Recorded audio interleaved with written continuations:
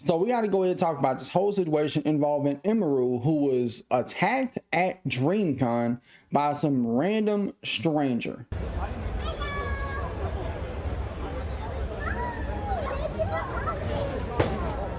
And after he did what he did, this guy was spotted still walking around the venue. You can see him in this video right here walk out of the building. Nobody surrounding him, nobody touching him, nobody putting him in handcuffs or nothing. Now, since this whole mess happened, Emiru responded to the whole situation on Twitter saying, "Hello everyone, I'm okay and thank you all for all the kind messages. Sorry I cannot respond to them all. Yesterday, the man who assaulted me was allowed to cross multiple barriers at TwitchCon and even in front of other creators meet and greet to grab me in my face and try to kiss me.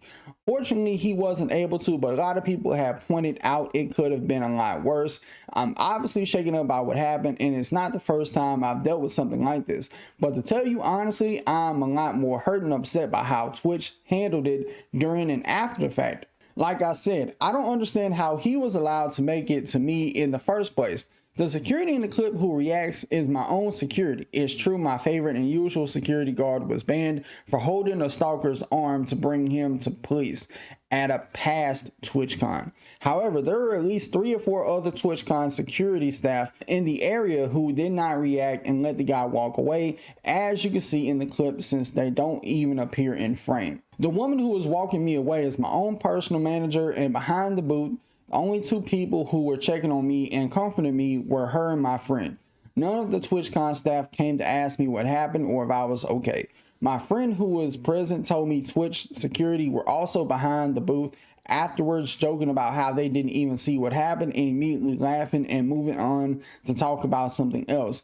So if no one was checking if I was okay or if I needed anything and they let the guy run away initially, I have no idea what anyone hired to keep the event safe was doing, LOL. In Twitch's statement, they said that the guy was immediately caught and detained. I'm sorry, but that's a blatant lie.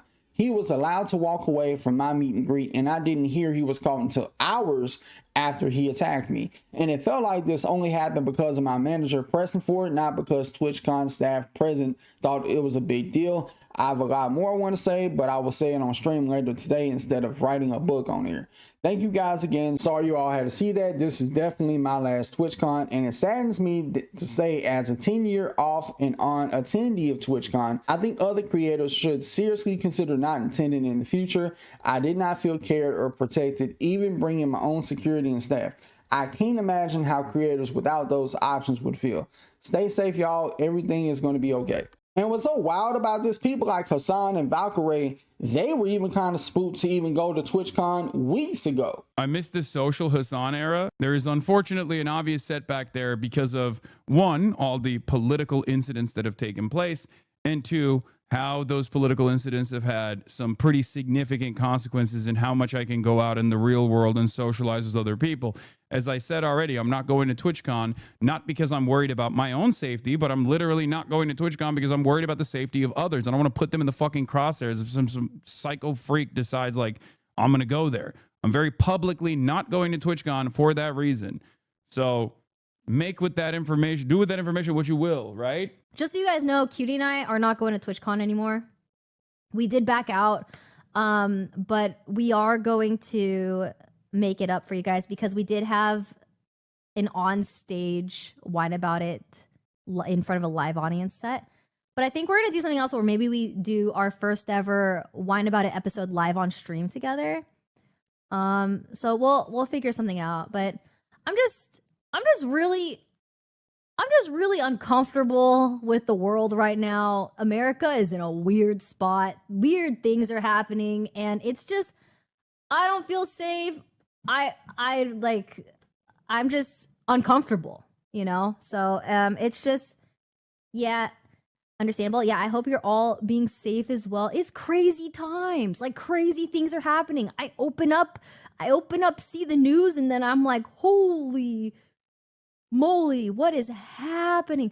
But yeah, other than that, it's too much traveling. Ultimately, the person who should be held accountable the most to the 10th degree for something like this happening is Dan Clancy. because you have something like this happen at your own venue, and you have the staff there just like very lax. They don't really give a fuck what happened to the girl. Like, people are absolute weirdos. And then in hindsight, it makes those people like Hassan and Valkyrie and others not look so crazy for not attending TwitchCon. Now, people can say what they want to about Hassan, but would I be surprised if somebody tried to clap him in GTA in public because of his public opinions? I wouldn't be.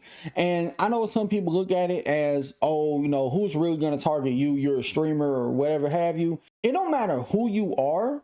If people know you're rich, you're automatically a lick to somebody. Either they're going to try to rob you, or they're going to try to, you know, walk up and do some weird shit. And it's so crazy that when you look at DreamCon don't even have this problem. How come DreamCon, a smaller event, has less of a problem than one like TwitchCon, something that is ran by Twitch themselves? Make it make sense to me. Maybe it could be because at least at DreamCon, they, you know, try to reach out to every police department, be like, hey, look, can y'all be here to make sure, you know, shit goes smoothly? I think because of a situation like this, it makes other venues like DreamCon more attractive to go to, because you ain't got to worry about shit like this happening. I'm not saying that there has never been any incidents at DreamCon, because there have been some people that have had to deal with some things at DreamCon, unfortunately. But to this degree, I don't know. It's even crazier that the guests not only have to bring their own security, but their own security could, you know, risk getting banned for doing the bare minimum of just holding somebody's arm. With that being said, y'all can let me know what you think about this wild mess in the comments. Till next time, I'll see y'all in the next video. Peace.